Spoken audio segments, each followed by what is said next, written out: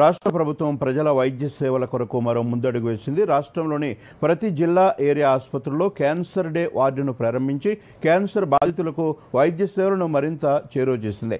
సంగారెడ్డిలో మంత్రి దామోదర రాజనరసింహ ప్రారంభించగా మహబూబాబాద్ జిల్లాలోని ఏరియా ఆసుపత్రిలో కూడా 20 పడకల క్యాన్సర్ కీమోథెరపీ వార్డును ప్రారంభించారు. ఈ సందర్భంగా మహబూబాబాద్ ఏరియా ఆసుపత్రి సూపరింటెండెంట్ శ్రీనివాస్ మాట్లాడుతూ జనరల్ డ్రగ్ స్టోర్ నుంచి 20 రకాల క్యాన్సర్ మందులను అందుబాటులో ఉంచామని తెలిపారు.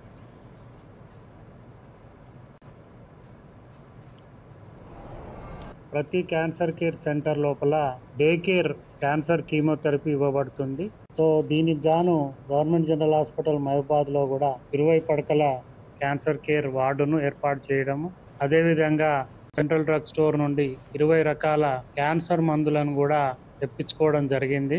ఇక్కడ దానికి జనరల్ హాస్పిటల్ జనరల్ సర్జరీ అయినటువంటి డాక్టర్ రాజ్యలక్ష్మి గోదాదేవి గారు నోడల్ ఆఫీసర్గా వ్యవహరిస్తూ, ఆర్ఎంఓలు డాక్టర్ జగదీశ్వర్ గారు, అదేవిధంగా డాక్టర్ హర్షవర్ధన్ గారి సహకారంతో, అనెస్థీషియా వైద్యులు మరియు ఫిజియోథెరపిస్టుల అందరి సహకారంతో మహబూబాబాద్ జిల్లాకు సంబంధించిన క్యాన్సర్ పేషెంట్లకు కీమోథెరపీ అందించడానికి మనం సిద్ధంగా ఉన్నాము.